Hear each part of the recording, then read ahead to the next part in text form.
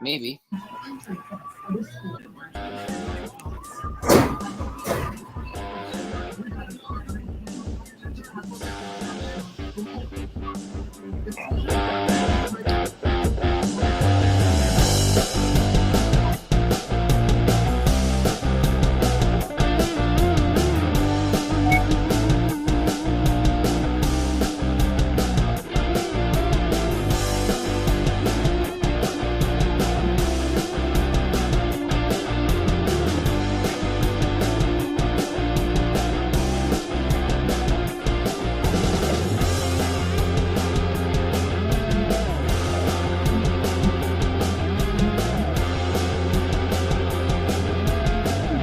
Good evening, ladies and gentlemen. Welcome to WrestleMania Week.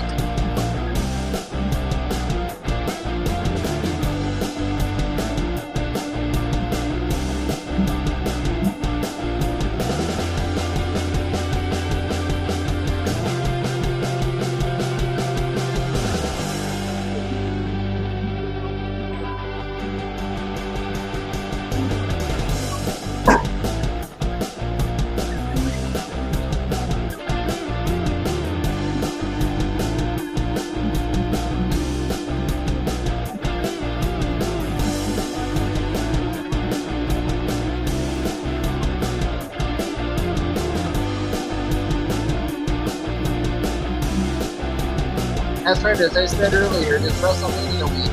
With a full week of From the Chair. We will fill you in a few short seconds.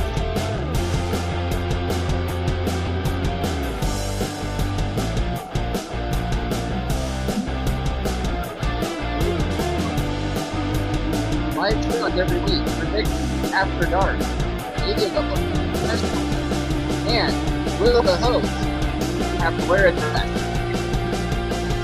We should know by the end of Sunday night.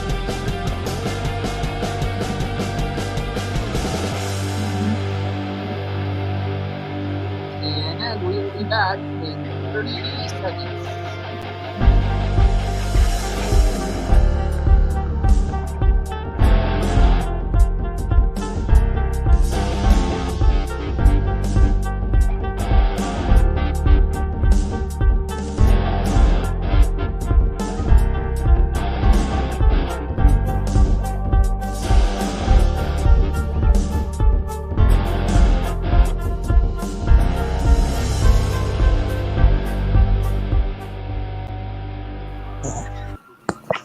Hello, everybody, and welcome to the show. And welcome to Doug and Megan, who are already in the comment section, which is awesome. Hello, Tony, and hello, Pat. Welcome to WrestleMania week. The week that we find out if the host wears a dress in August. And yes, ladies and gentlemen, we will find that out right after WrestleMania night when we come on for our recap of WrestleMania.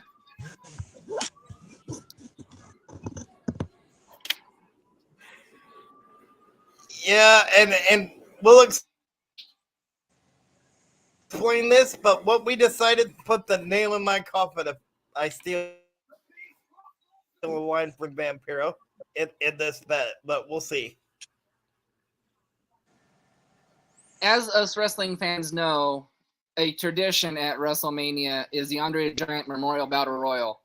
However, they're not going to have that at WrestleMania this year, but they are going to have that on Friday Night SmackDown.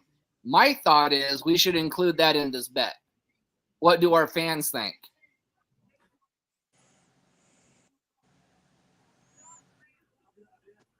And yes, Doug, we're all ready for WrestleMania.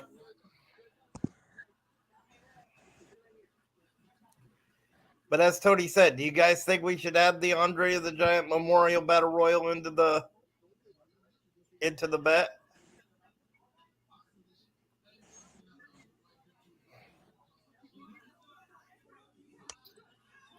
And our bet just keeps getting more and more for our host. Take the wheel and screamed.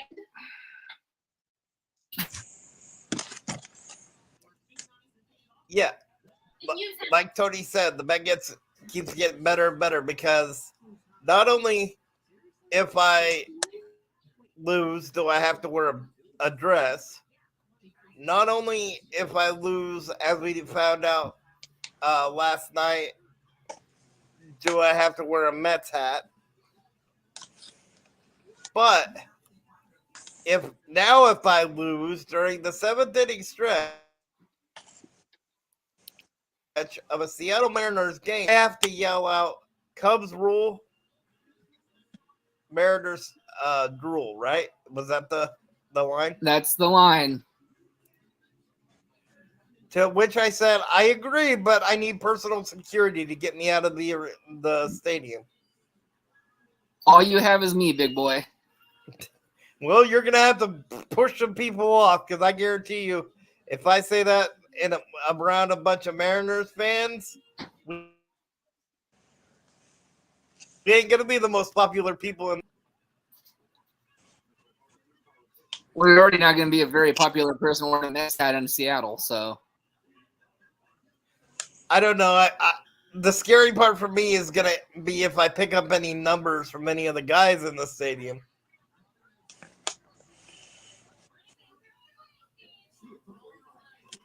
So we still don't have any responses to if we should add this part to the bet, but we need to introduce our new co-host for the people that haven't met him yet. This is Pat. We're going to run with Pat and Tonette when she comes back, so we will have a 4-man booth here shortly. Yes, and I think we'd be remiss if we didn't thank one more time Vertigo for the great interview last night, and Plex for yesterday afternoon. I learned a lot about the Fatu family last night, and we've got a lot of.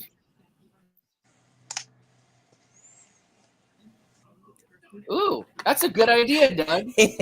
Yes, Doug, I get to. No, you don't.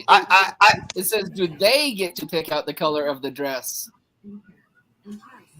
Well, to be fair, I think the people where I live at the Frontier Nursing Home are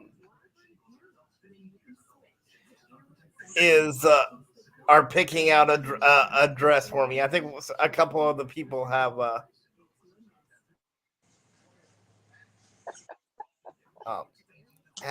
to use. And Megan, somebody will copy down that web address that you put down so we can check out the GIF probably after the podcast. Yeah. So as I was saying, this is going to be a very busy week for the hosts because we have not one, not two, but yes, we're going to do 3 prediction shows because there are 3 major wrestling events that are going on this weekend with WrestleMania. We're going to do the NXT Stand and Deliver. We're going to do the ROH Super Card of Honor. And then, of course, the card that the host is going to wear a dress on. So let's get some pre-predictions out of the way. What do you guys think of the idea that they're going to have John Cena and Austin Theory kick off night 1? That was a little surprising to me.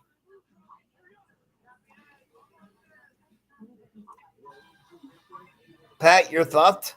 My thought is, I think they're kicking off with one of the greatest world champions in WWE history. I think it's awesome. I would agree with that. This is, we'll go into the prediction a little bit more when we get to that point in the week, but do you think Cena's going to win? I think he is. However, I look to see Austin Theory cheat to retain. Interesting.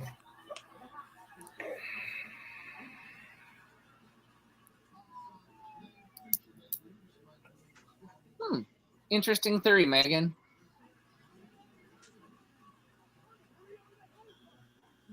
she's thinking it's scripted. Cena will lose. Unfortunately, I'm thinking it's going to be a terrible match. I would have to kind of agree with Megan. I think they're going to script it to make Austin Theory look like what Brock Lesnar kind of looked like at that SummerSlam where Brock Lesnar kind of destroyed John Cena. I think that because I think they want to build Theory up even bigger than what he was, and what better way to do that than to have him mostly destroy John Cena. You know, maybe you give John Cena his 5 fingers of doom, as my friends used to say, moveset, and then, Theory just dominates after that. So, can we use this as a official prediction, Mr. Host, that you're going with Austin Theory to win? Yes. Okay, everybody, you heard it here. He's going with Austin Theory. I believe in the 16-time world champion. I believe that he is going to tie the other 16-time world champion with 6 U.S. title wins. I have to agree with Tony on that one. And Pat, you said you're going with... I'm going with John Cena. Okay. Well, let me explain Austin Theory. The reason I think it's Austin Theory is because we don't know what John Cena's movie schedule is. So if he's got a movie coming up, why would they have him win the United States title? Probably to lose at Backlash. If he doesn't have a movie before then. And I'm not the only one, because Doug says Theory also. And Megan, so... Okay, and you're going with Dolph Ziggler in the Battle Royal. We've already established that. I'm going with Bronson Reed. And I went with Well, you went original. Well, I went originally with Ricochet, but then I forgot he was in the tag team match. So my second pick was Mustafa. Yeah. And his new motivational speaker gimmick. Well, I wasn't planning on doing the predictions now, but okay, I guess we'll do it. So well, Nathan, I mean, we're kind of rolling into it. So Nathan takes Theory. Okay, so there we go. And then again, it's because I don't know what his music or what Cena's movie schedule is. And Battle Royal. He's taking Ziggler. And yes, I am writing this down so he can't cheat and say that he got it right. Sorry, I can't say sorry. I had a bad connection, and I'm writing this down, and it's being recorded live for our fans, so you can't back out of this. All right. So how about we do this then, since we're down the rabbit hole on this, and why don't we go down the list of what you got, and if they add anything, when we come back and do the other ones, we can add to it. Okay, well, let's just jump right into it. Let's go Seth freaking Rollins and that wrestler wannabe Logan scumbag Paul. Pat, I'll let you go first on that one. I hate to say this, but I gotta go with Seth Rollins. Tony? Rollins all the way. Looks like I'm going to be the one on the other. Actually, let me think about that one for a second. Yours is the only one that matters, though, big boy. And Doug went Seth. I'm a little nervous about this one, but I'm going to go with Seth. The only reason I'm nervous is if Logan Paul hits him with that metal hand that he's got, because he legitimately has metal in that hand. Okay, well, we're just around the table with Seth. He could legitimately knock Seth out and get the pin. Well, we all just went with Seth Rollins. It's official. It's noted. It's down. No changing.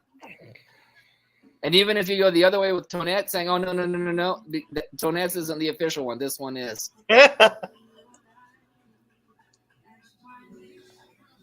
right, Brock Lesnar versus Omos. I am gonna go with Omos. All right.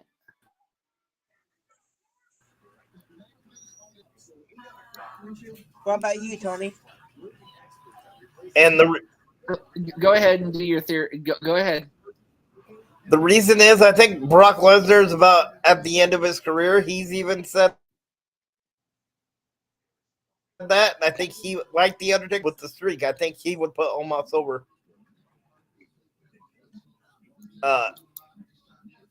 To end that match. And Doug says that's a tough one, but he's going with Brock. What's your prediction, Tony?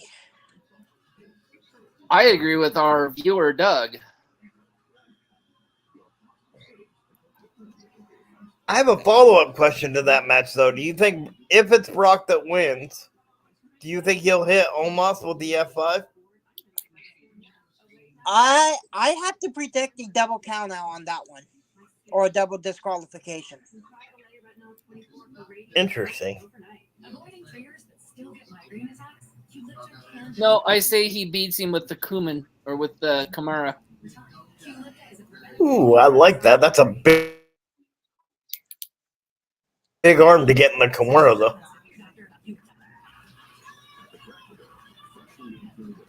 But you already went with Omos, so yours is locked in. Next one we want to do, and I know this was another tough one for you. The next one I want to do is The Man and Team Bestie versus Ding Dong Hello and her Damage Control.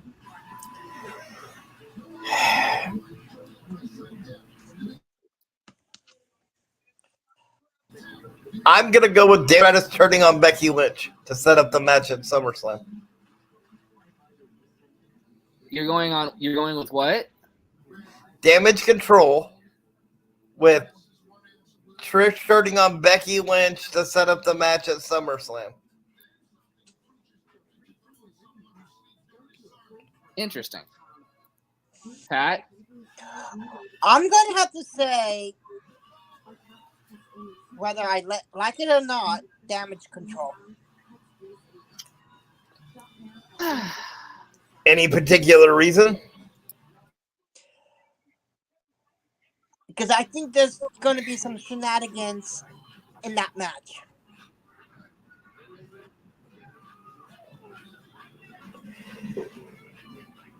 I'm gonna go up.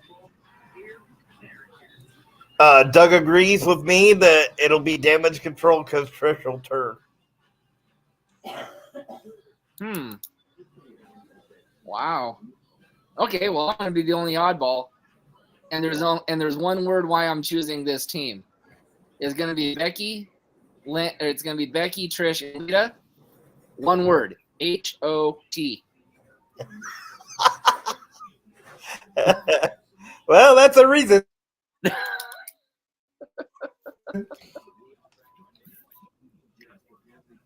I can't go against beautiful women. I'm sorry. The men's showcase. So is that what are you saying then that Damage Control is not beautiful?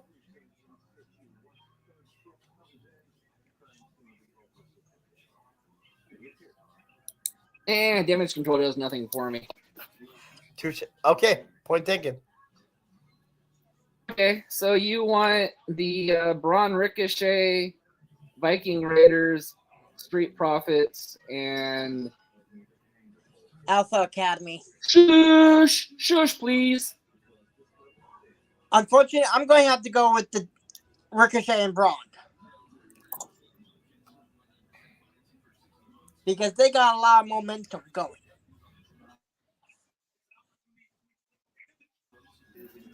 I'm going.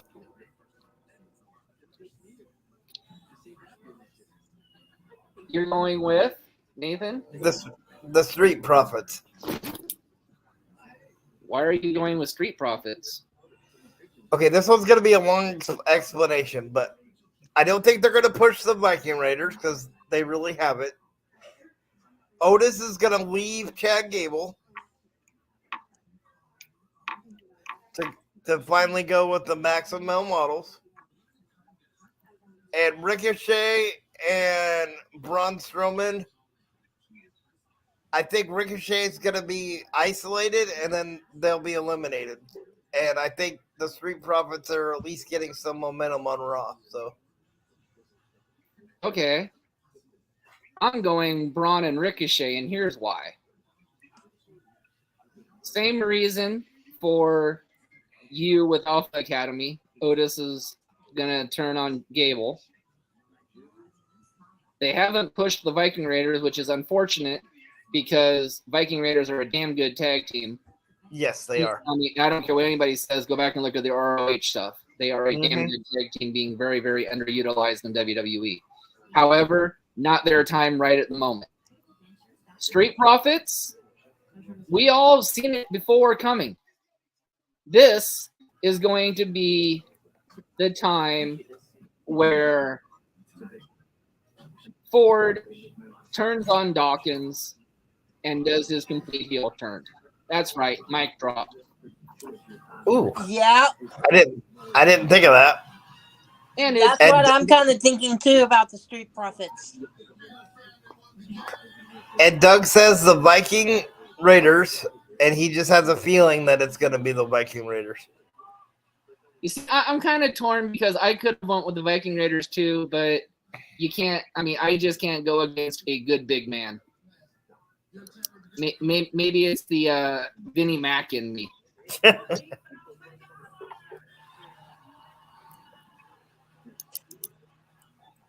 Okay, so I don't want to do the Cody Roman right now. That's going to be the last one because I'm going to make our hosts win on that one. So I want to hold off on the Hell in the Cell one too. So I want to jump in to the ex-honorary Oos and his best friend KO versus against a family that we just interviewed last night with the Usos.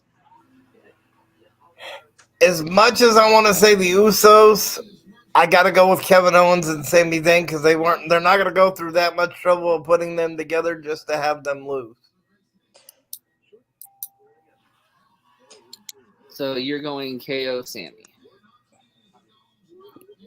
I have And to remember, go with KO and Sami as well. And remember, I'm making these official. You can't back out of these. I know. And however, all three hosts actually, do I dare say it, we actually agree on one thing. We're all going KO and Sami. And so is Doug. So it's a sweep clear across the board.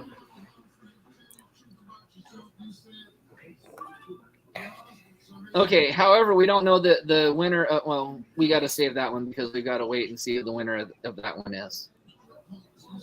Okay, well, we just went with one championship. Let's go to another. Sheamus, Drew, and Gunther. As much as I like Drew, I got to go with Sheamus. Tony? Only for the fact that he's never held that title. Doug went Drew. And you see, I'm kind of torn between Drew and Sheamus. I'm really kind of torn between that. But I'm going to do the wild card pick just because, sometimes the host gives me these weird little inclinations in my head, and this is one of them. I'm going to say Gunther because Sheamus and Drew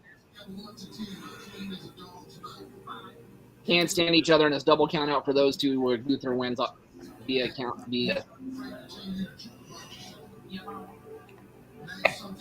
They beat the hell out of each other, and Gunther just gets the win.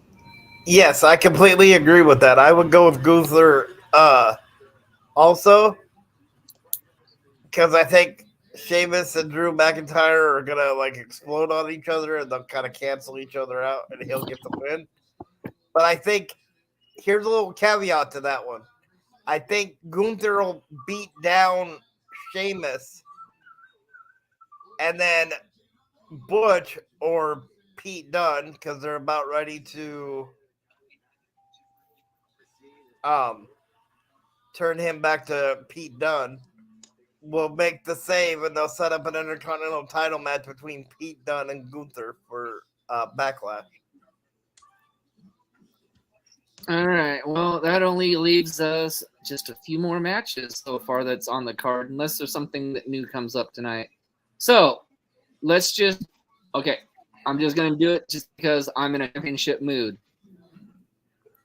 We're going with the SmackDown Women's title first. All right. Flair versus Ripley. Pat, I'll let you go first on that one. I gotta go with the Queen. Really? Reason? Only because Charlotte is been on fire. And honestly, I don't think Rhea's ready for a championship. Tony?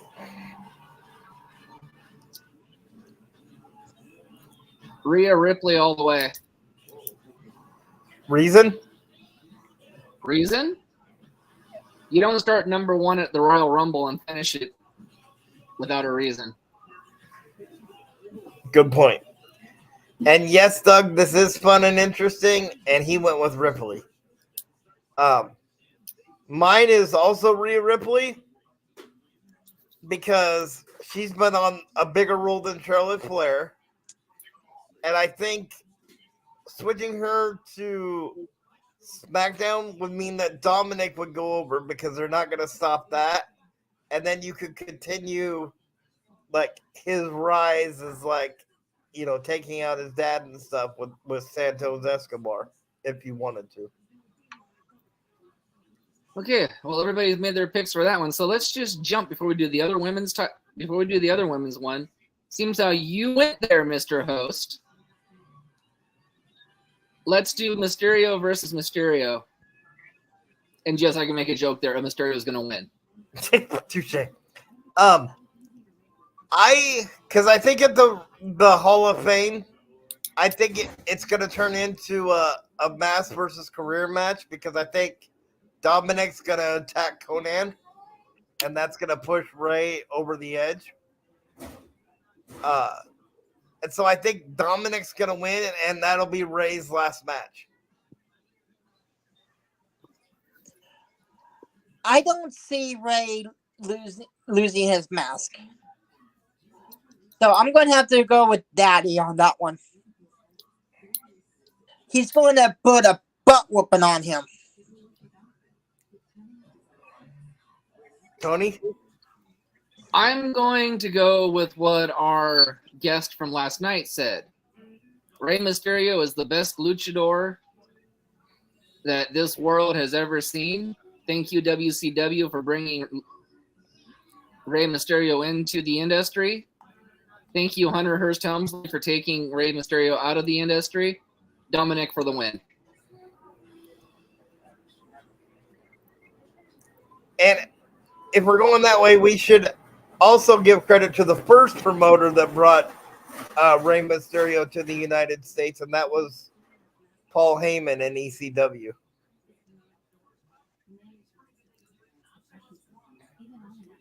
And Doug went with Ray if no one interferes. All right. There's only a few matches left. Now we're going to go with Montez Ford's better half versus the Japanese buzzsaw, Asuka. Not to be confused with Tajiri. even though I like Asuka, I think Bianca is on a roll as when it comes to WrestleMania. So that's a big toss up because I like both. So I can't really decide on who would win. Tony? I'm going to give my reason first. I hate long championship reigns. I hate Roman Reigns' championship reign. I hate the Usos championship reign. It's been too long. Not taking anything away from them as wrestlers. We're looking at Miss Belair going on 365 days at WrestleMania when she wins the title. So that is 364 days too long. Or that is 1 day too long. Asuka. I like that. I'm going to also go with Asuka because I think Asuka's finally going to embrace fully that dark character that she's debuted. And we're going to see a more aggressive and violent side of Asuka at WrestleMania, and she'll become the new champion. Yeah, now that I look at it, I see her using that mist to win. Hell, I could even see her chopping off the braid that, the big long braid that Bianca Belair has.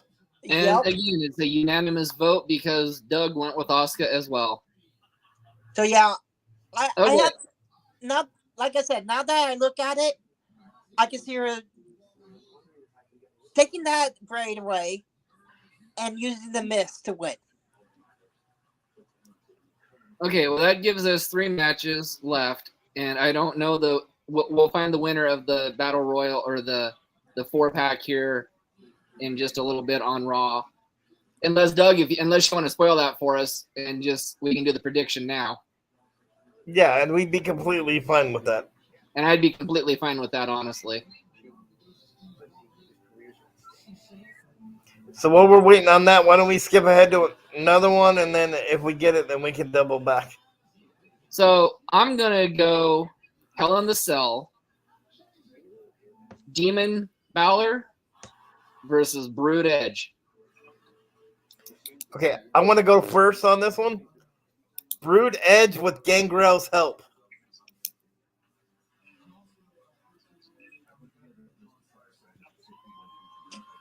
Nathan? Like I said, I said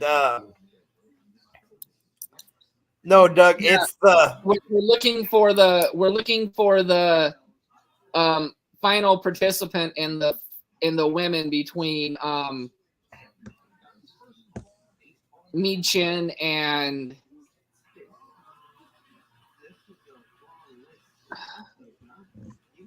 help me, host. Candice versus Chelsea Green and Sonya. Cardona and yeah. So anyway, getting back to the Hell in the Cell, I said Brood Edge with Gangrel's help. Haven't shown that one yet. Okay.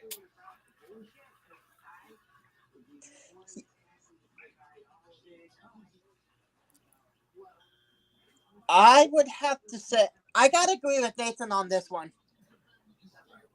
Edge is too diabolical in that cell. And especially if he gets Gangrel to reform like the Brood for that one night, that would just push it over. However, I don't see Gangrel helping for me. Nathan. Okay, well, I see a Hall of Famer helping Edge. Wait, you thinking Christian? Well, Christian's not in the Hall of Fame yet, although he should be. I'm thinking of the Dead Man. Why would the Undertaker have anything to do with Finn Balor, though? That's the only question I have.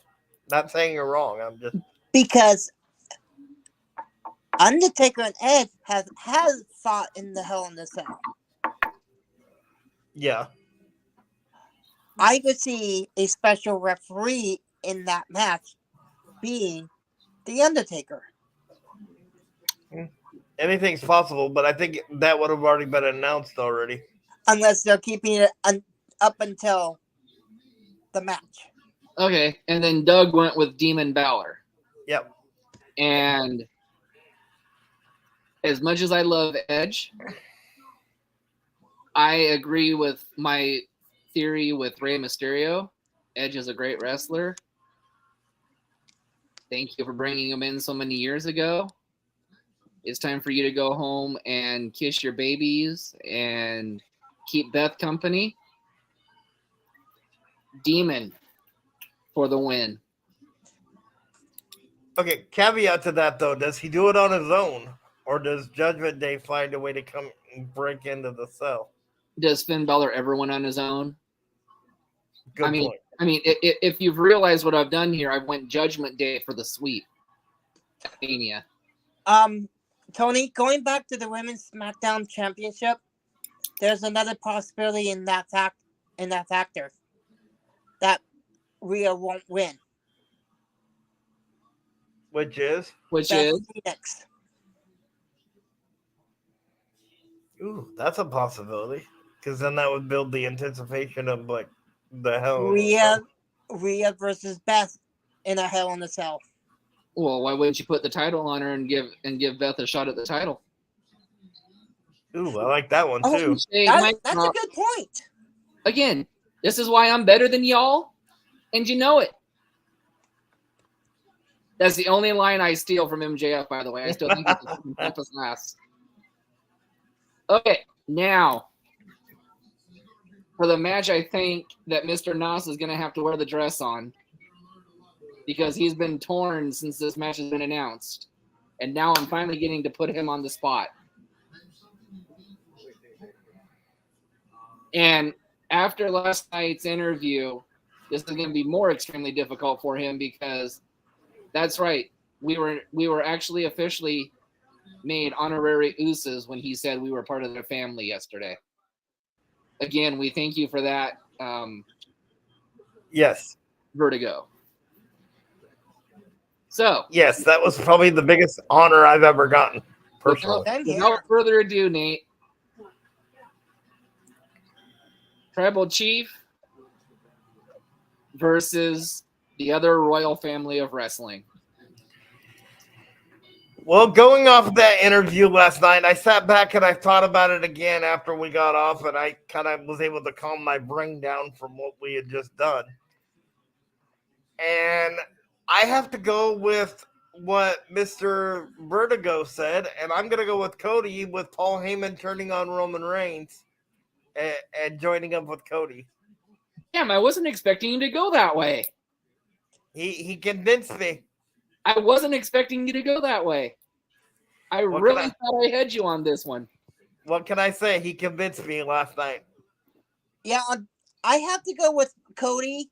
However, I don't see Heyman turning. I see Solo turning on Roman. Ooh, yeah, I can see that also. So I'm gonna go by with what our guest Mr. Vertigo said last night too. It's going to be one or the other with the win with a solo help.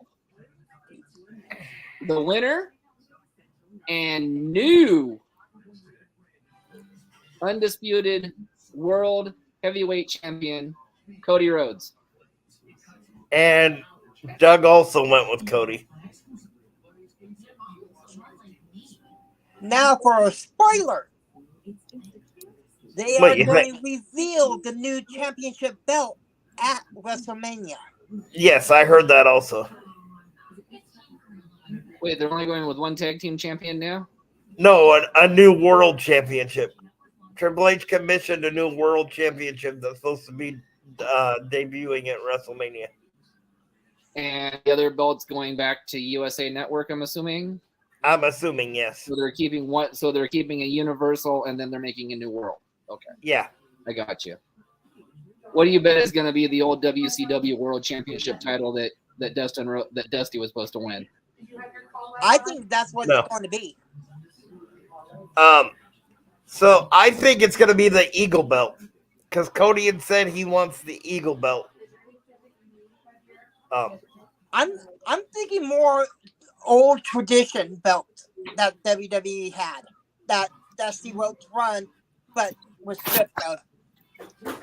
So you're thinking the one with like the globe in the middle. Yes. I'm thinking they're bringing back the old NWA title, the one that Dusty was supposed to win. Yeah, but didn't they do that already with Triple H with Eric Bischoff? Come on, this is Dusty Rhodes. This is Cody. This is history. True. But then, and I'm not saying you're wrong, but I'm saying, okay, Doug said he's seen pics of the new belt and it's white, which isn't out of the realm because Cody. Remember when Cody won the Intercontinental title, he had the white strap on the back. Yeah, the white strap on the IC Yep. title. Yes, he did. Yeah, because Cody put it back to the traditional white strap championship. Yep. And that's Okay, what. So then that confirms it. If it's a white belt, Cody wins. Yeah, because they wouldn't have a white belt if it was Roman. Yeah. However, I also see another factor in that match. I don't know how. I don't know if it's going to be approved. But I also see Big Brother in the corner of Cody. Well, that's been in the works since the match has happened at WrestleMania since Rumble. I think. Go ahead, Tony. Sorry, I didn't mean to cut you off. That's why Dustin got written off AEW. Yeah, and I think we don't know what the trade is yet. So exactly, and I think Tony Khan is going to be willing to do that, right?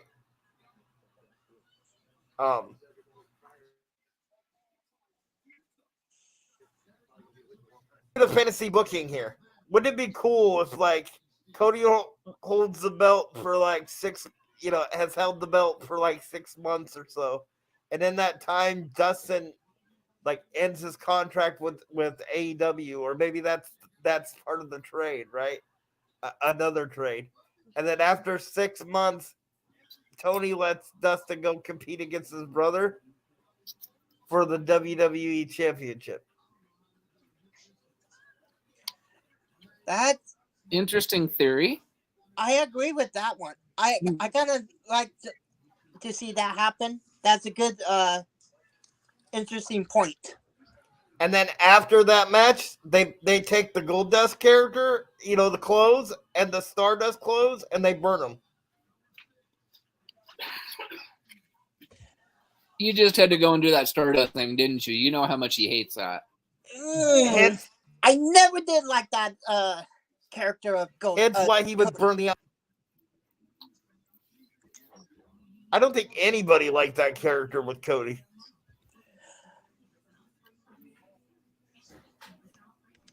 And honestly, the Goldust character, it worked for Dustin. However, it did ruin his marriage with Terry Reynolds.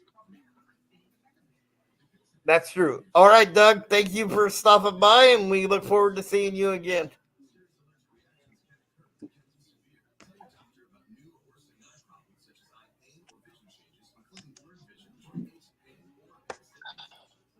Not our Doug. So, Tony, do you want to go through the Stand and Deliver ones that we know of? I don't know the matches for Stand and Deliver. I do. Braun Breaker versus Carmelo Hayes.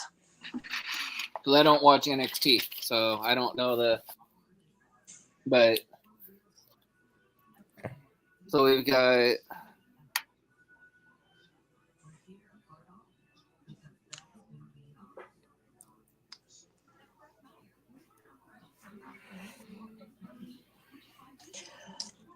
okay. The 6-woman ladder match for the vacated NXT Women's Championship. Although that one's going to be hard because we don't know who the last person is yet.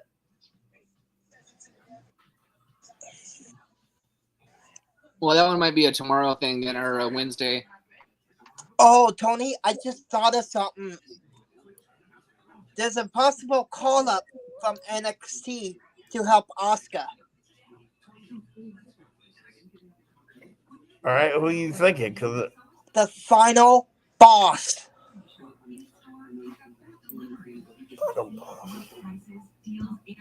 Sakura. Sakamura? Yeah. Interesting. I don't know if I would see her as a heel though. She's always portrayed like a really respectful, like empress. Oh, I've seen her as a heel in Japan. So let's do this. Let's do this. Kairi Sane just left New Japan Pro Wrestling. Mm-hmm. Where's she end up? I think she ends up back in WWE. Yeah, I agree with that. I think she's gonna come back. Her, Kairi, Asuka, and the final boss is going to become a group. Again, I don't know about the final boss, but I could see them putting back together Asuka, and then Kairi, And Io. and then Io leaves Damage Control, and they reform their faction from New Japan.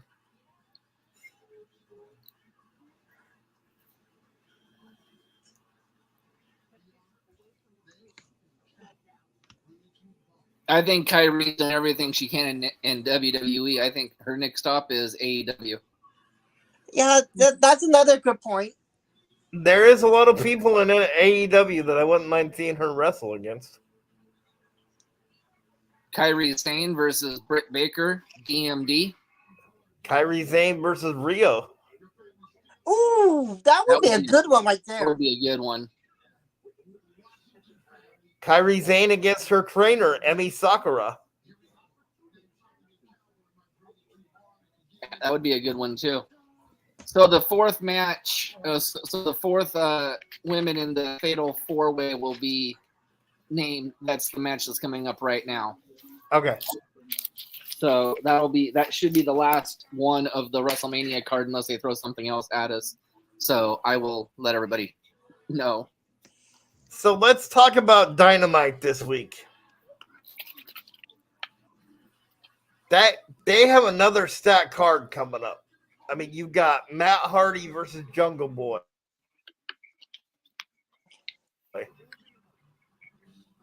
You got Willow Nightingale versus. Oh, by the way, There it is. here's something you might not know. What? It's very possible there's a possible former AEW coming to WWE. Yeah, Brian Cage. No, Well, I heard Wardlow. Yeah, I saw that post too, but Wardlow still got time left on his contract, so that ain't gonna happen anytime soon. No. Brian But Cage expires as of the pay-per-view on Friday. He expires as of then. At the end of at the end of the pay-per-view. Yeah. To Wardlow. In fact, no, Brian Cage. I would like to see Brian Cage in WWE.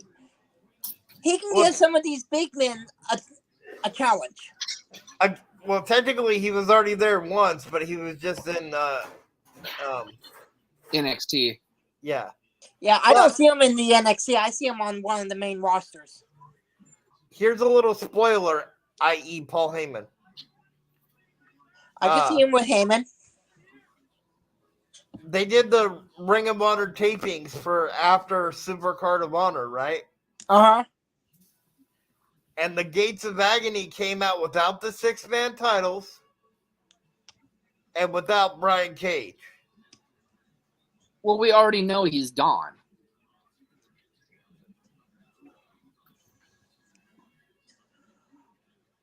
Yeah, but I mean, at least now we know he didn't like sign Yeah. like a short like. Stacy Kleber's is going to be inducted. Yep, we already knew that too. Yep, Is there a tag team I'm going very. in? What? Not that I know of. I think it's a small class this year. Because to the best of my knowledge, I think it's just it's Rey Mysterio, the Great Muta,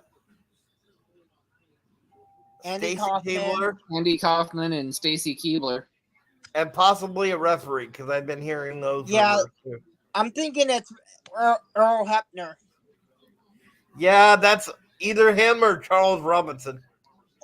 No, Tim Or White. Tim White. That's a possibility too.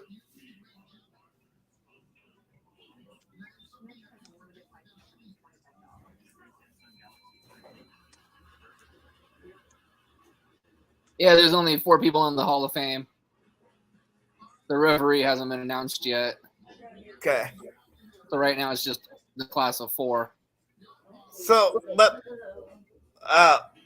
let's do this. We know who's possibly going to be inducting Rey Mysterio if they can work out the negotiations. Jerry the King Lawler's going to induct Andy Kaufman. If he's out of the hospital and he's feeling well. He is out of the hospital from what I heard. Yeah, but is he healthy enough to travel to the Hall of Fame? I'm pretty sure he is. But I don't see nobody else that knows Andy Kaufman like Jerry Lawler.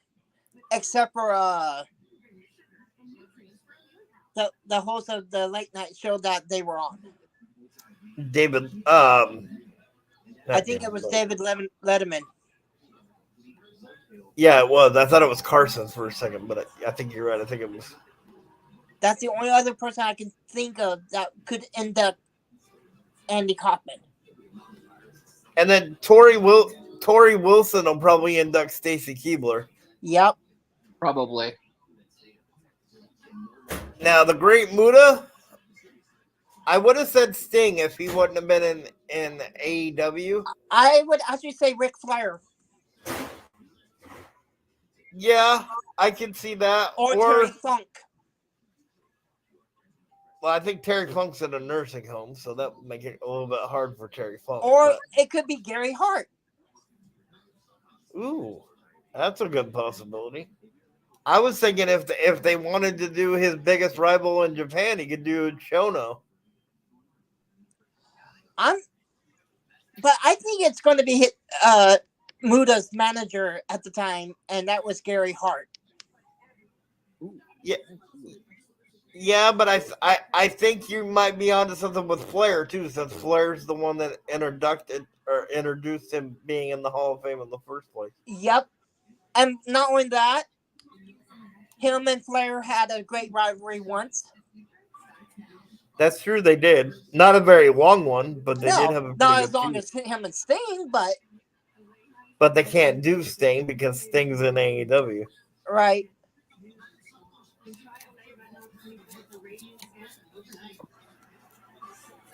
I'll tell you another match I'm looking forward to on Dynamite is Jeff Cobb versus Kenny Omega for the NJPW United States Heavyweight Championship. Is it going to be yet another 5-star match for Kenny Omega? Yes, I think so. Okay, it's Sonya Deville and Chelsea Green. Okay. The match isn't over yet.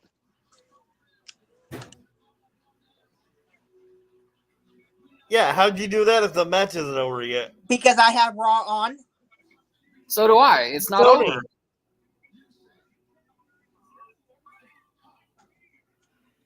I have a satellite, Tony. So does he. My feed's a little slower. He's right, though. Oh, okay. So I'm predicting whether everybody likes them or not. I have to go with Ronda Rousey and Shayna Baszler.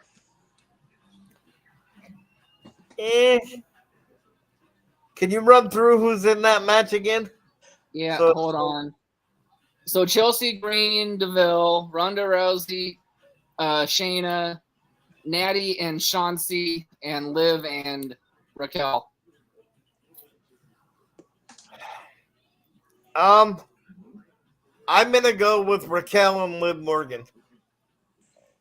The reason I'm not gonna go with Ronda is because we don't know how healed up her arm is yet.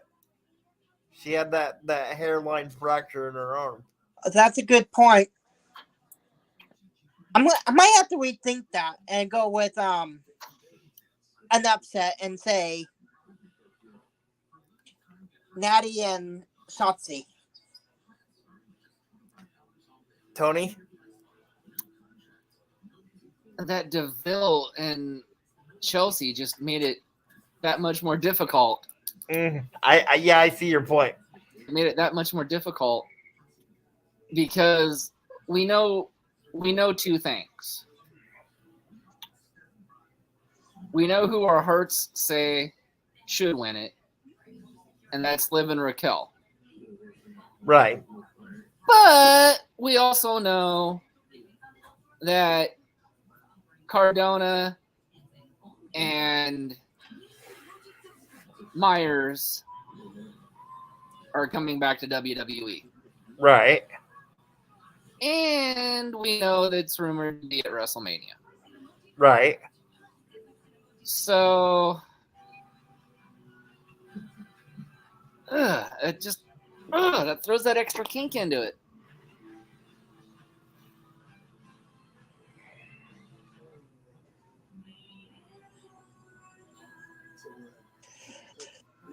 That is a tough one. So do you think that the major or the Cardona and Myers would like hit a move on one of the females and help Chelsea and Sonya win? No.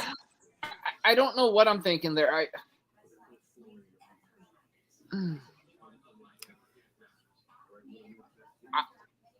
the other part of this that's really interesting to me is the Ronda Shayna. I mean, I've never picked so many heels in a pay-per-view ever. I mean, seriously, I've never really picked so many heels in a pay-per-view ever. Just the possibility of when Roman goes away after Mania, Paul Heyman needs a new person. And just the possibility alone of, again, our guest from last night, who we thank tremendously for showing up and giving us an awesome interview, has said this manager that I'm thinking of has never managed a woman. Yes. So Yeah. I've got to go Shayna Ronda with their new advocate, Paul Heyman. And yep. I see where that is going, and I have to agree with you. And Doug is back, so welcome back, Doug. So I have to say. So that is my breakdown on that match. I have to say, I want to see Natty and Shotzi win it, but my heart is saying Ronda and Shayna. Okay, can I change mine? Nope. Okay. Nope. No. Once it's locked in, it's locked in. Let me explain. Because after you said the Cardona Myers thing, I started thinking about the fact that they could safely hit the like a tandem Rough Rider on. But you see, on that's why you think about these things before. And I told you before, the game rules were no takebacks. Your pick's locked.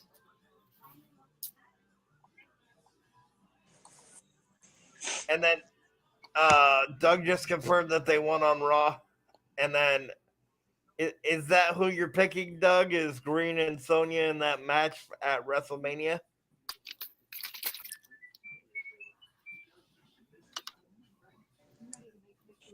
But you guys do have to agree that Raquel would probably be the only one that could safely take a tandem Rough Rider, or a Yeah. finishing move. Well, I think so Ron, could I think Ronda or Shayna. I think Ronda or Shayna could too. Good point. It would destroy. It would destroy Liv. It would totally annihilate Shotzi and Natty. Mhm. Shotzi and Natty is just too old to take a hit like that.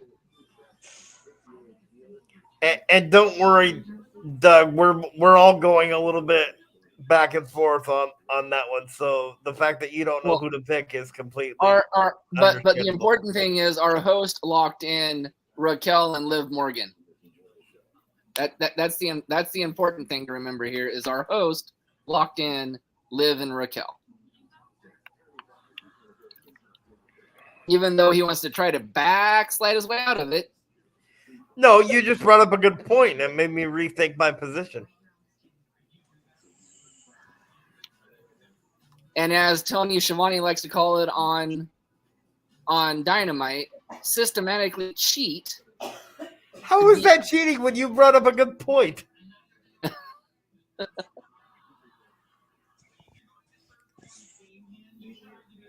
So that's a valid point.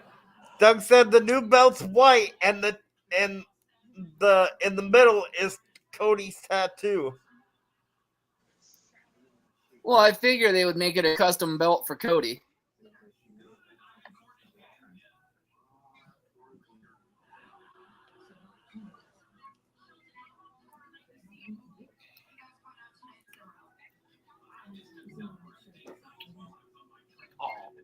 Did you guys know, speaking of Shayna Baszler, did you guys know that Shayna Baszler's a YouTube champion? Oh, really? She is the women's up, down heavyweight champion. Oh, wow. So I think that's the WrestleMania card. So it is official. Our host has made his picks. Now, I'm going to go to his co-host. Did he pick a perfect card? I don't know. I would have to evaluate that after WrestleMania and give my final thoughts next Monday. All right. Thank you, Doug. We appreciate it. Thank you. No, what he's saying, Pat, is with the picks that I made, do you think that I made the perfect picks that I need not to wear a dress to the Mariners game? I'm going to give you a 50-50 chance. Oh, so it's my choice now.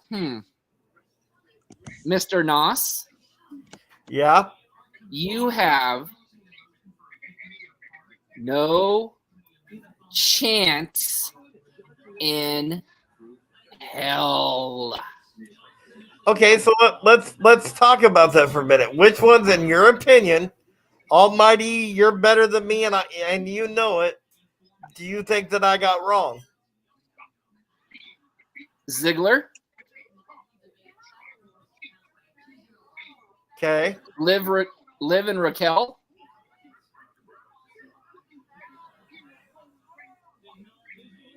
and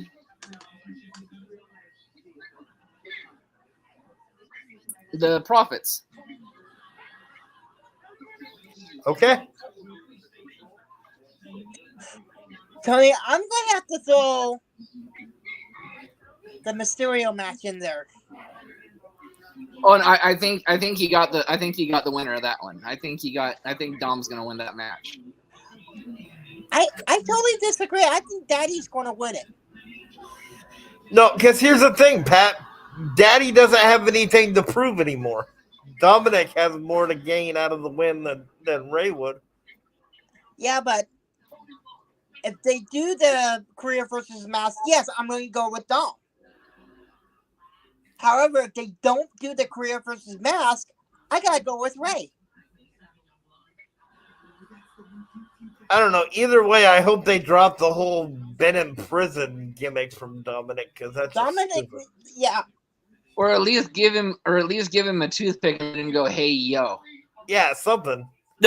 Oh, that is one of the participants in the Battle Royal that I What? completely forgot about. Solo. Ooh. He's in the Battle Royal. Can't take your pick back. Sorry. I'm not taking my pick back because I want No. Bronson. No. We can't. He can't. Damn it. However, I do see it coming down. The last two is going to be Bronson.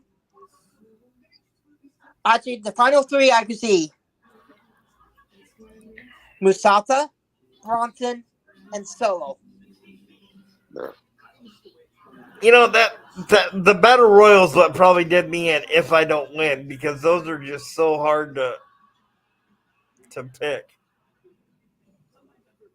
So that's right, ladies and gentlemen. We went ahead and did the picks on WrestleMania week day 1. I was gonna make him sweat until Friday, but we went ahead and rolled with it. His picks for WrestleMania are officially locked. So now my follow-up question, because now I have less confidence going into WrestleMania than I did before because of the Battle Royal thing. What color dress do you think I should wear? You know, I was thinking more of a blue, you know. So now he's asking you fans to pick his dress for him. And If I had to pick a color, Nathan, I am going to go with the most obscene color. well, hopefully it'd be something that would match my eyes. Not a chance, Nathan. And hopefully, I hopefully would the have to Mets say hat, Virgil would probably agree with me on this one. which is Pink with polka dots. no, I'm not trying to match Brittany Poison. I would say pink with polka dots. I just hope the Mets hat that I might have to wear is gonna fit on top of the wig that Tonette's gonna get me. Oh, it can be those hats can be adjusted. But like Okay, I said, we did say with that polka within dots. reason this is an uncensored podcast as long as we don't get kicked off of YouTube, right? Yeah. Okay. So I have one very, very important question to ask you guys. You ready? What's that? Bra or no bra? Oh my God. I'm not gonna even comment on that one. I'm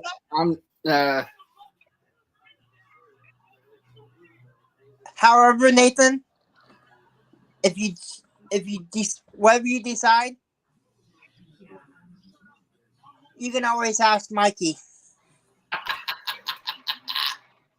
Oh, please. I'll look so much better than Mikey. It ain't going to be funny. Although that is setting the bar kind of low. Yeah. Oh. This is interesting. So, Tony, you didn't answer the question. You just got extremely quiet. Oh no, because Mark asked me to do something for him. Oh.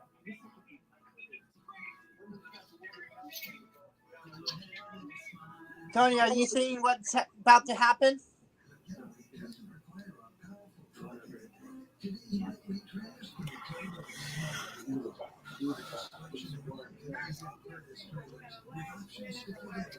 I think you guys are right. I think Ray Mysterio is going to put a stipulation in there.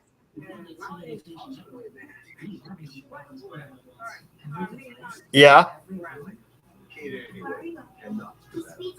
So I think you should enter. I think seems how you love the Piper so much. I think you should channel your inner Piper. Oh no, I'm not. Yeah, Nate, I think a kilt will be better for you.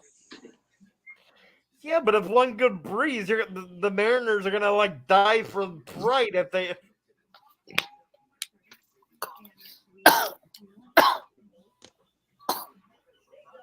Remember, if it's a nice day outside, the roof would be open.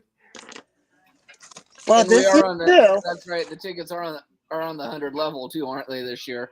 Yep.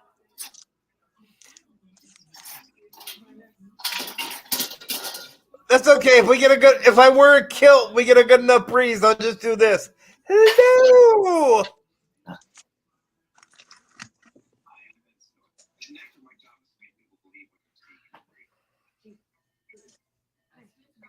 And then we get kicked out of the T-Mobile Park. So your picks are locked, as I was saying earlier. Yes. Tomorrow night we will. What are we gonna do tomorrow night? Well, I know I'm doing a recap of NXT.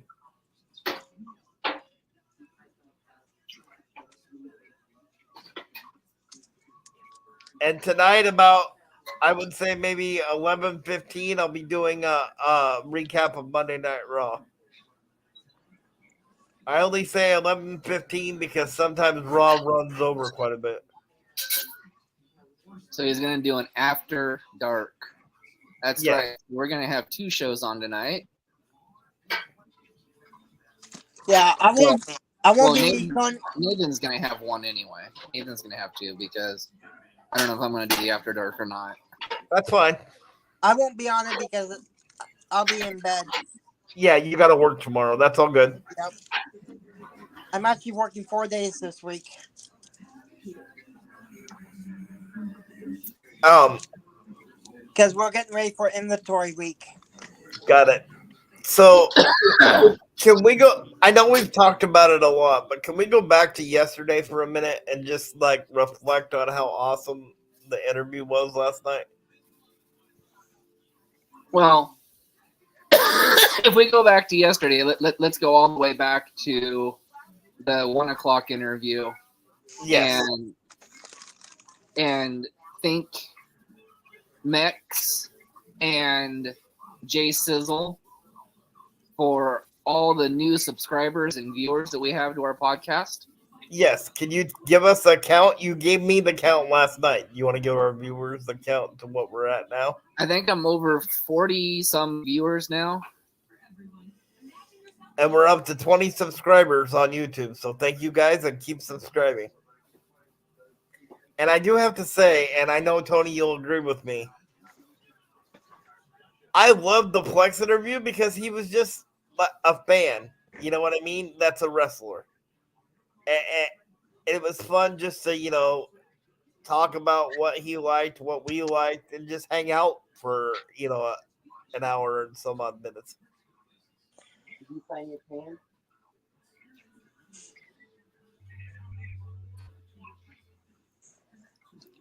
And let's look at this. Plex has also got us another potential possible interview in the works. Yes, I started the negotiations on that today. We won't reveal the name yet, just because that's who we are. We don't put our interviews out there until we know for sure we're interviewing them. However, we do have a little bit more news. Is it June 14th? What, Strawberry Fest? Yes. 17th.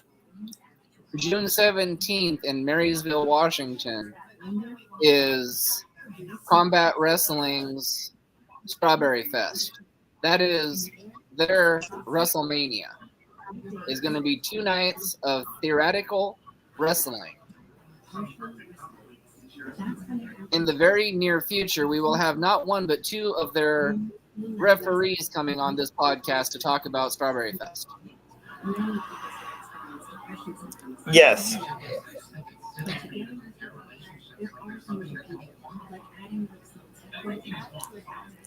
And should we announce what we're trying to do, or should we wait till that becomes confirmed. Well, just a second. We'll get there. Okay. Coming up next week, we have an interview with Special Olympic DJ Shane. Yes. Later in the month, we have Wesley and Mr. Tubbs coming in April. Yes. And I'm extremely excited about Mr. Tubbs and DJ Shane and Wesley also. So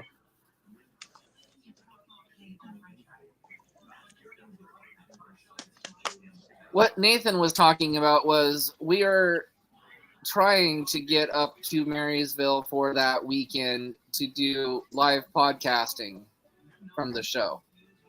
yes. Now, whether it would be both nights or just one of the nights, that part we haven't figured out yet. We also haven't figured out how to get my wheelchair up there, so that's the biggest hurdle. So if any of you, our fans, have any ideas, we're open to ideas on how to get up there.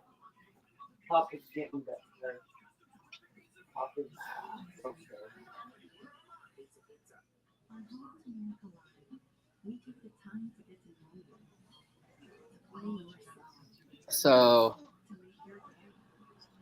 we've got many new and adventure. We have many new and exciting things coming up, including 2 more prediction shows this week.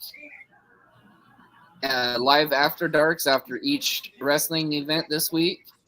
Yes. I don't know if we're going to do a Saturday recap of WrestleMania or if we're going to just wait until Sunday. I believe we're going to do that one on Sunday. But ladies and gentlemen of the podcast, we should know as early as Friday if Mr. Noss has came 100% true on his predictions for WrestleMania, because the Battle Royal is Friday night on SmackDown. Yes, and if I miss that one, then it doesn't matter what happens at WrestleMania because I lost.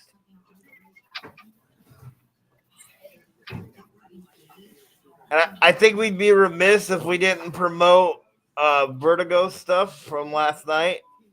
Do you remember the dates for those? Because that one thing is very, very huge. Yes, I remember the dates for those. They have a show coming up that you can see on Facebook Live at WXW Wrestling, and that's on April 6th. So you can check that out. And I believe he said the main event was him and Benny Mack in a no disqualification match. For the WXW Championship. And then the one that Tony was talking about is April 22nd. They're going to be opening the WXW Vault for an auction on memorabilia from the Wild Samoans. Not just Wild Samoans. Bloodline memorabilia, Wild Samoan, and the Samoan Dynasty. Yeah. And that would include... Yes, and we're talking stuff from not just, but from the AWA, from the NWA, and, so if anybody wants to go to that auction, you can also go to the WXW Wrestling Facebook page and find the information for that. All the proceeds will be going to the island of Samoa to help with America's and Samoa to help with the schools and sports.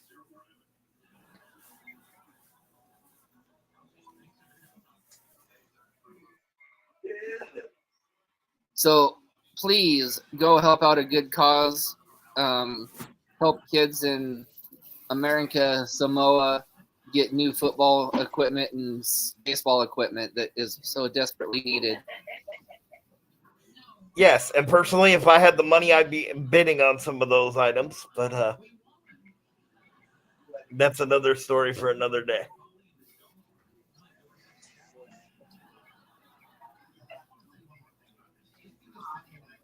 I'm anticipating them having a very high number for some of those items.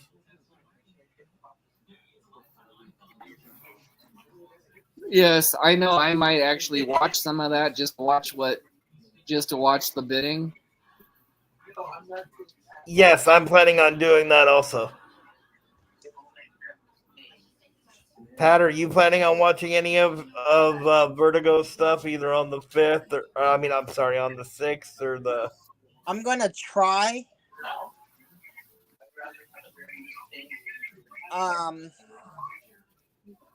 However, I don't. On the 22nd of April, I will not be able to because I have my swim regionals that day. Got ya.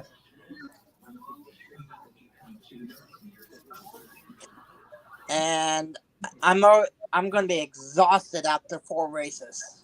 Well, I can understand that. So why don't we do this? Why don't we all go around and say what our favorite all-time WrestleMania match was and why? Oh. Gee, which one do I choose? Well, see, that's the hard part. I'm going to have to go back to WrestleMania 3. All right. Macho Man Randy Savage versus Ricky the Dragon Steamboat. Ooh, good one. Now I got to think of another one because you took my original pick. Tony, while I'm thinking of another one, yours? All I can say is, don't you wish you could change your pick now? Lashley's in the Battle Royal. Son of a... Yes, I do, but I can't. Well, I'm going to wear a dress. And as I stipulated, ladies and gentlemen, the host cannot change their picks, but the co-host and the executive producer can. And I'm going to go from Mustafa Ali to Bobby Lashley. I'm going to have to agree with you on that one, Tony. I'm going to have to say it's going to come down between Bronson Reed and Bobby Lashley. Well, at least this way I'm going to make most of the people happy on the frontier. And again, ladies and gentlemen, we will find this out on Friday if he can run a perfect card or not. And right now, with the look of that Battle Royal list, say the lead. Mr. Host, you ain't got a chance in hell. Double six.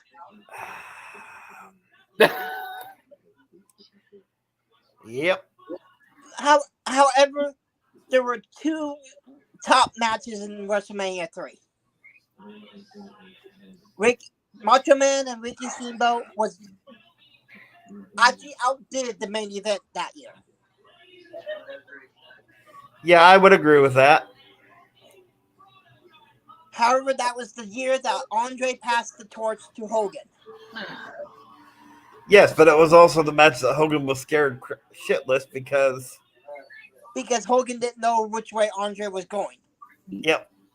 And then when they were locked up, Andre literally flat out told Hogan to slam him. Yeah, but he still didn't know if he was going to go all the way over and let him slam him, even though Andre said to slam him. However, I would have to fast forward 3 WrestleManias ahead. To his WrestleMania 6?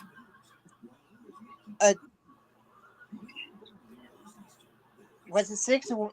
It was either 6 or 5. His retirement match. Well, it was 6 because his retirement match was him and Haku versus Demolition. No, not that one. It was Roddy Piper versus Adrian Adonis. And see, I thought you were still talking about Andre. No. I have to say Roddy Piper, Adrian Adonis, because that was the birth of Brutus the Barber Beefcake. That is true. So, Tony, your favorite WrestleMania match? Even though I kind of have an idea where this is going. Oh, you think you know me so well? Okay, so what's my favorite WrestleMania match? I don't know the match, but I'm guessing it's anything to do with The Undertaker.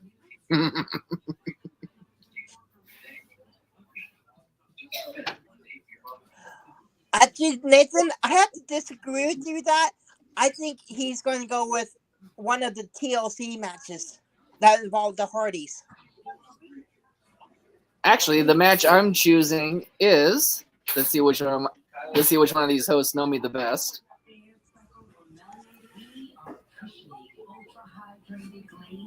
The Undertaker versus Shawn Michaels retirement match where Triple H was the referee and they all walked out of the ring together.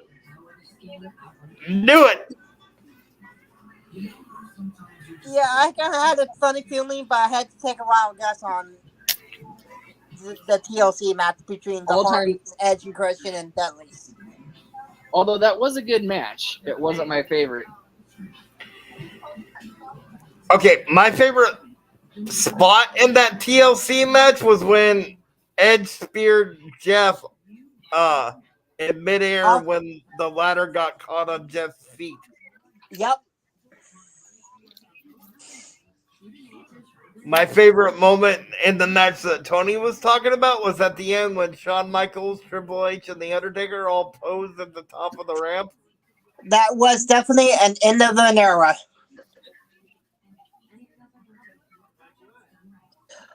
Yes, it was.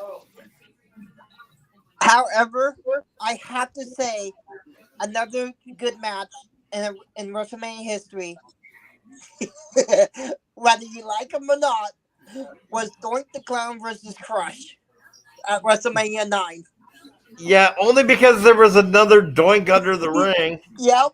And funny story about that, I talked to Bill Alfonso during when I was doing the From the Pit with Gary Wolf. Uh-huh. Shout out to Gary if you're listening or will listen to this later.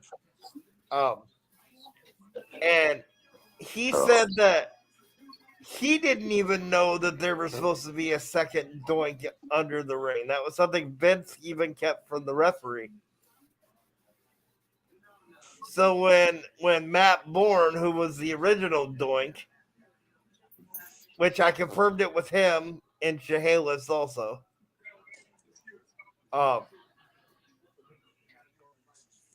When Matt Bourne went under the ring to switch places with the other Doink, so that one could come out the other side. That's why Bill Alfonso had such a confused look on his face because he couldn't figure out what they were doing. Now, here's another good WrestleMania moment, and I kind of like it.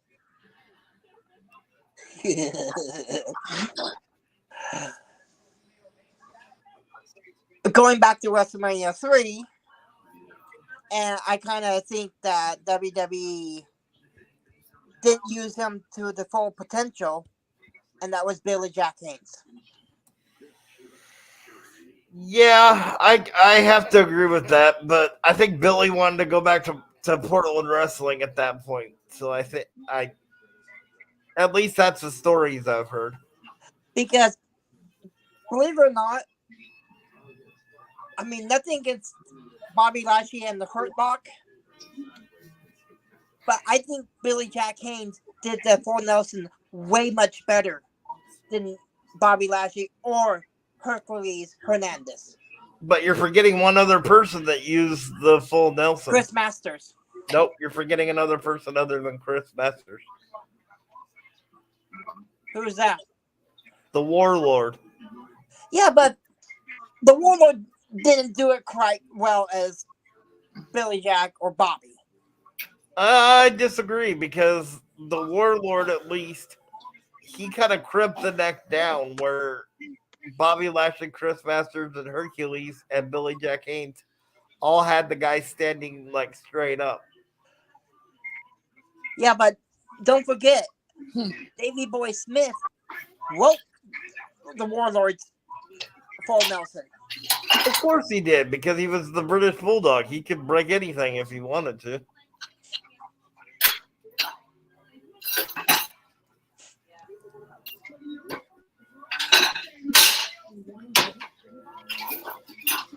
So let's talk a little bit of Seahawks news, since that's part of this podcast also. What are your guys' thoughts on Bobby Wagner signing a 1-year deal to come back to Seattle?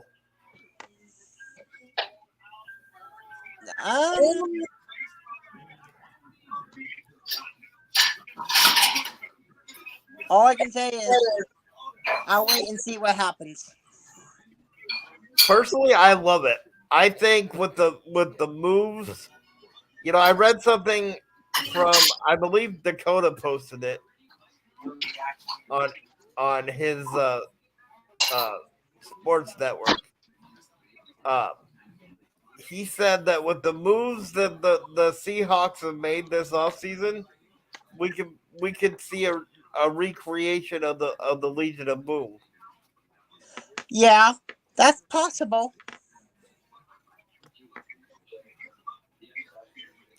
Tony, what's your thoughts on Bobby Wagner? Yeah.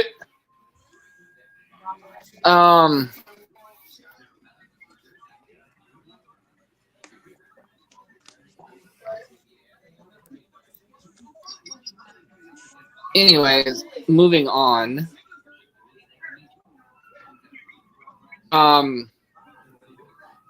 He was a good key up until we lost him last year.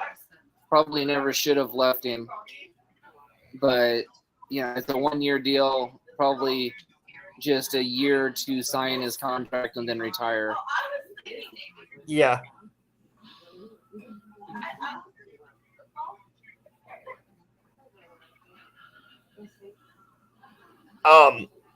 I'm excited to have both the referees on from Combat Pro Wrestling. I think they are one of the most unique promotions that I've ever seen.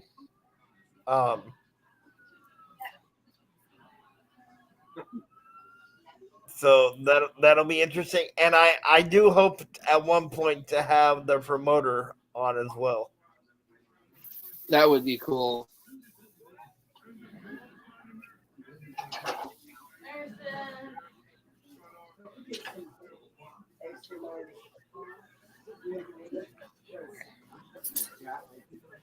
I also heard a rumor today that the Blazers might shut down Damian Lillard, even though the Blazers are mathematically still in the playoff contention.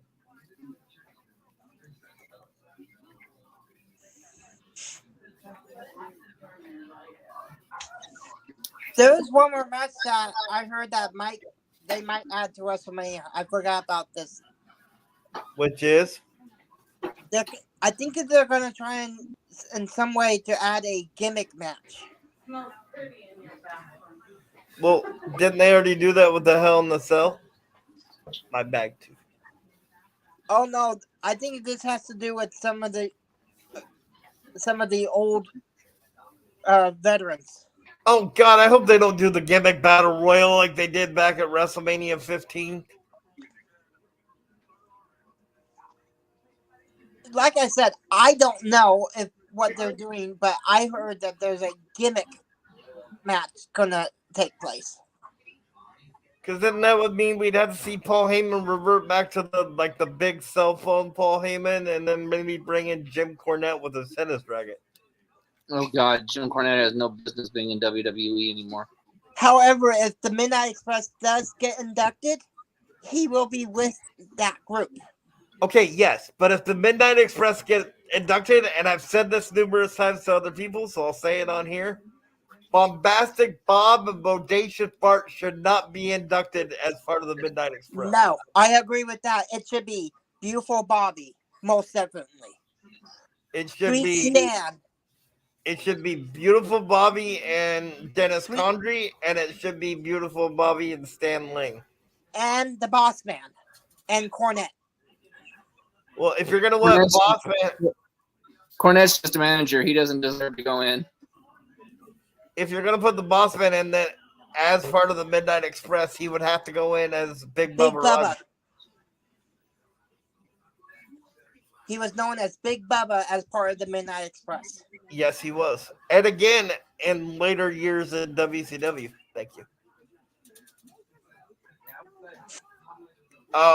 Okay, fine, Tony. If we don't bring Jim Cornette into the gimmick battle royal, if they do it, can we at least bring in the Goggly Googer? That is the most. I have to admit, that is the most Only if hilarious. you bring Pete Rose so he can battle Pete Rose. Touche. Now, here's a little bit of trivia for you guys. Do you know who the original Goggly Googer was at Survivor Series 1990? I knew who it was, but I can't remember. Tony? He looked a lot like you. Well, I do have his legs.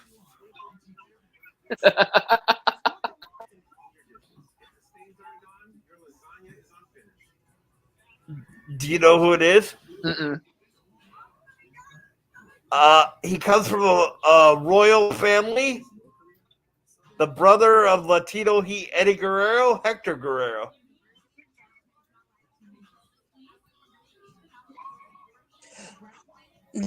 I can see that. That's why when he got into the ring, he was able to do all the flips and stuff.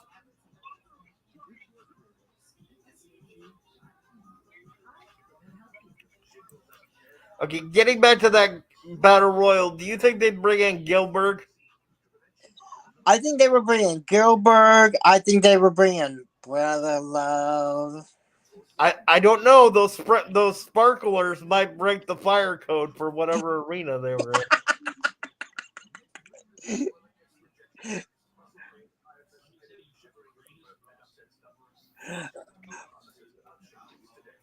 Back to seriousness, though. I have heard that Randy Orton might make an appearance at WrestleMania. Although Yep. I'm wondering in what match. Well, as much as OMG, I just thought of which one he would help with. Hold on, Pat. Let Tony go first. He was saying something. as much as you and I'd love to see it, I guess the draft isn't going to happen the night after WrestleMania. No! May 8th and May 12th. Damn you! WWE. That was supposed to be our when we went to SmackDown. I just realized if Orton returns at WrestleMania, I think I know which match he's gonna get involved in. Which is? He's going to help Cody. Because of legacy? Yes. And because the bloodline took him out. Well, that is true. I was thinking he could be the opponent for Lashley at WrestleMania since Bray Wyatt can't be there. But Lashley's in the Battle Royal. Yeah, but that doesn't mean he still can't wrestle at WrestleMania. Good point. But I still think he's gonna. I think he's gonna neutralize Solo. It depends on with him and Solo if they really want to go off the fact of Rated Arcade Bro, because maybe he would want revenge for Riddle. But to be fair, I don't know if WWE would want anything to do with Riddle right now with all the controversy that he's creating. Shush! Shush, please! Okay, what do you got? I guess I'm going to show our fans breaking news from our viewer, Doug. The brand new world title coming soon. So this is not a spoiler. This is a fact. Winning the title and becoming the new world champion. Oh, nice. Sweet. I like that belt.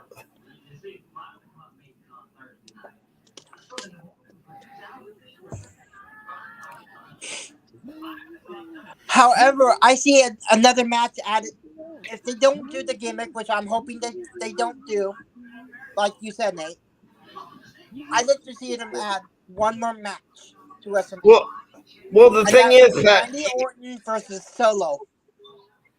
The thing is, you got to remember though, Triple H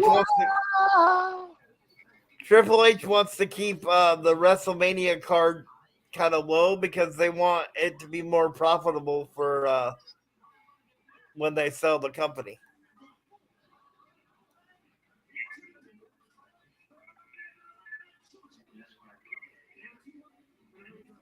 Yeah, but with WrestleMania, that's not going to happen.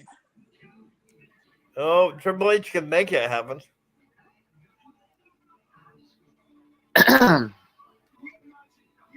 All right, boys, it's time for the main. Oh, wrong show. Sorry. Is it sad you do that a little bit better than Mark Henry? No offense to Mark Henry. Please don't come squash me at the frontier. You know, that's one of the people I would love to get on this podcast. You already met him. Yeah. Yeah. But he would be a good one to get on the podcast. So, Mr. Henry, if you wanna come see Nathan, look at the bottom of the screen, my man. It's not fair.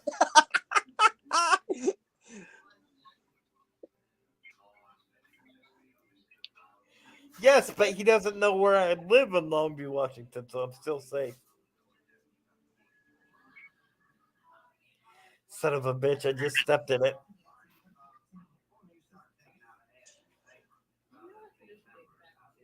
Because I think it'd be interesting to hear how Mark Henry got his start. I know how he got his start. Well, yeah, but Here you go, Mr. Henry.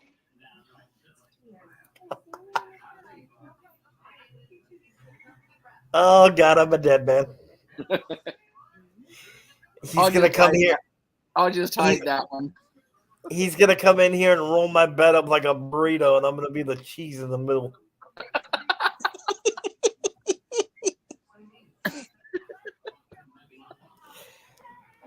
I can just see that too. He rolls it up all the way, and I can barely get my hand out to hit the call. Like the egg comes in.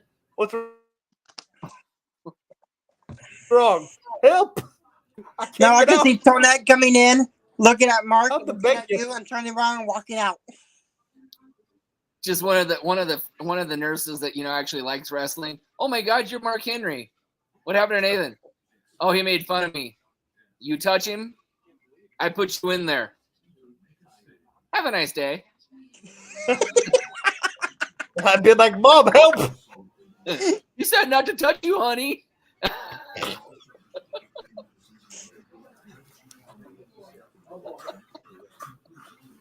No, but I do see Randy Orton doing something to getting involved in either the Hell in the Cell or the championship match. Or if he doesn't wrestle, how about this? How about Randy Orton doing commentary for the Roman Reigns Cody match?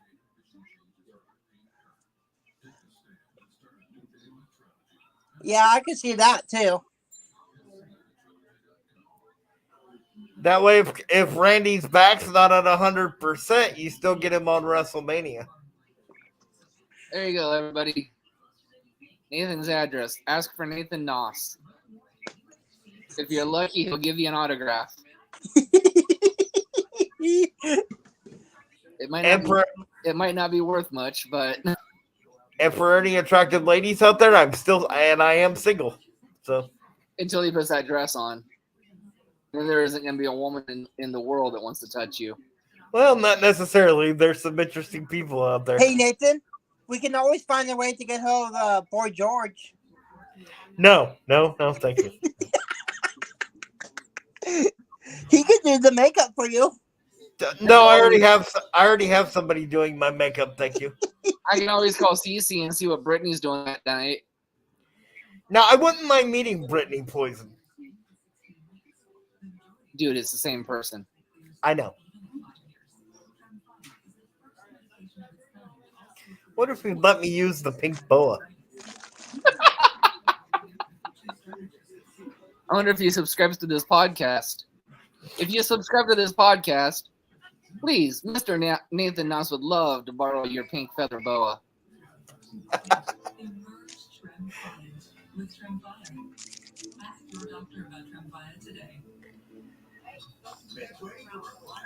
Okay. Coolest finisher you've ever seen and why? There are so many that I've seen.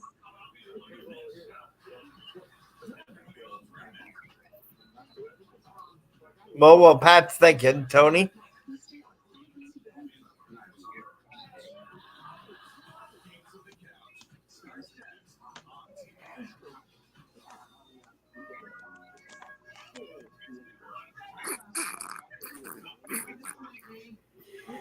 It worked.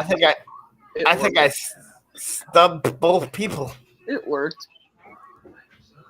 Greatest finisher, Superman punch. What worked?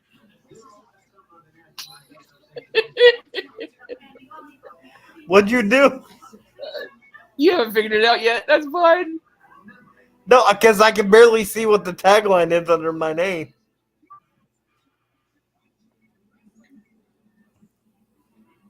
What you write? Want to be chairman? Ouch. Or maybe we can just say, How'd you change my name? because I'm the executive producer and I can change anything. So, Pat, best finisher and why?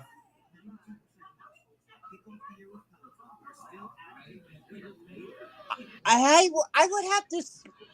I have to go way back in wrestling history.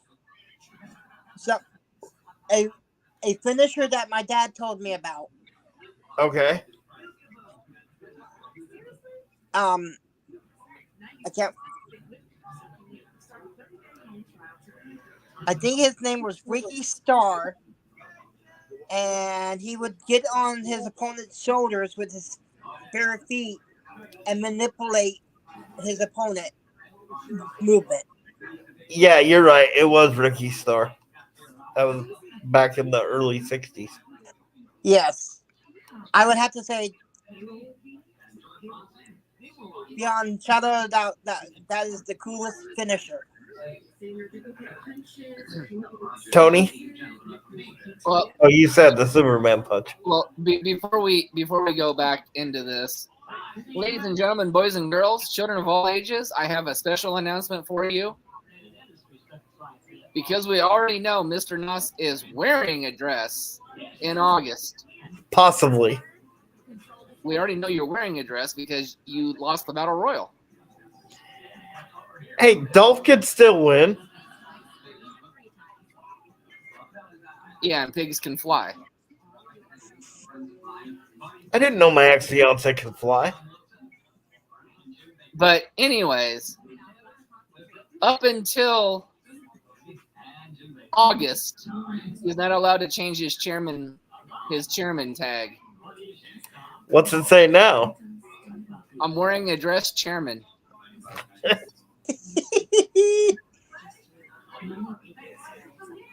That way, when everybody goes and sees it on YouTube and everything and starts asking in the comments why, everybody will know. So, my favorite finisher of all time has to be Jacob Fatu's triple jump moonsault. But is it the best moonsault ever? Because as you were saying, no offense to Christopher Daniels. No offense to Christopher Daniels, but yes, I would call Jacob Fatu's moonsault the best moonsault ever. As Mr. Vertigo said last night, for a man his size that can control his body like that and cover the distance that he covers, would make that the best moonsault ever. But I said my dad's favorite finisher. All right. Now for my favorite finisher, it would have to be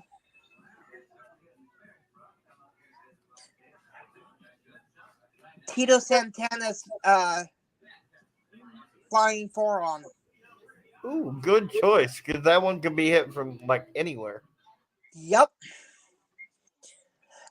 Or as Jesse Ventura would say, Nathan the Knox flying burrito. audio. What's that, Tony? So, ladies and gentlemen, we lost Nathan's audio. As Jesse Ventura would say, he's using the flying burrito. And I think Nathan's back. Did you know that Tito Santana didn't originally use the flying forearm? He used another finisher. I know he used that off the top rope finisher. And we can't hear Nathan again. And he's back. Do you know what? Sorry, can't hear you. And you're back. I'm gonna have to make this fast. Do you know what the move was that he used? It was a cross body off the top turnbuckle. Nope. That's the only one I saw he used before the flying forearm. Do you know, Tony? No, I don't. He used the figure four.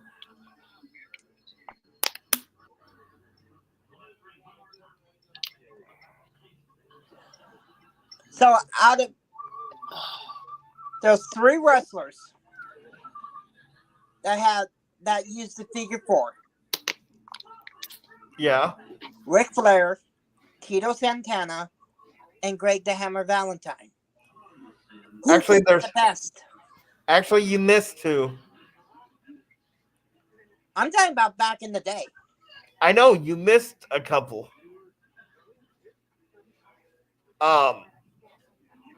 You missed the original Nature Boy, Buddy Rogers, Yeah, true. and you missed the man that the Nature Boy passed the figure four on to, as Tonette's mom likes to call him, the Fizz. I'm just talking about Tito Santana, Ric Flair, and Greg Hammer. Okay, Between the- well, Greg the between Hammer those Valentine is hard to say because Greg the Hammer Valentine used the shin guard to make his. Exactly. He called it the Heartbreaker. However, there's one person that completely revamped the figure four. And she Yeah. uses it way better than her daddy. That's Charlotte, but all The figure time eight. you gotta say Ric Flair because look at how many Yes. titles he won with it. Yep. So I think I can stump you on this one, Nathan. Yeah, keep trying. All right, ladies and gentlemen. I think we need a break for the 2 co-hosts here to play nice. So we'll be back in 30.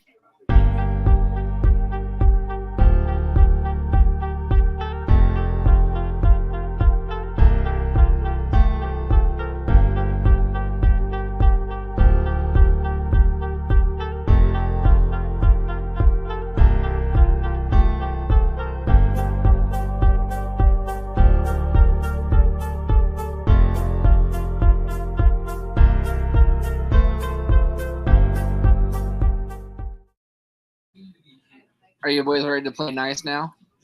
I was playing nice. So was I. Anyways, Nathan, who was Jimmy Garvin's relative that wrestled alongside him? Jimmy is Ron Garvin. Yeah, but who was Ron Garvin? How was Ron Garvin related to him? They were brothers. Nope. Yeah, they were. No, they weren't. Oh, Ron Garvin was his stepdad. interesting. Jimmy Well, Garvin's stepdad was Ronnie Garvin. I do know that Jimmy Garvin was the first person that DDP managed. Yep. And then it went to Scott Hall. What was her name? His valet, who became his wife. Precious. Precious. Man, talking about a great feud. Yeah, her and That Baby was- Doll. Jimmy Gargan and Kevin Sullivan. What a great feud. Okay, we can talk more offline. We're going to go ahead and end the broadcast. Okay. All right.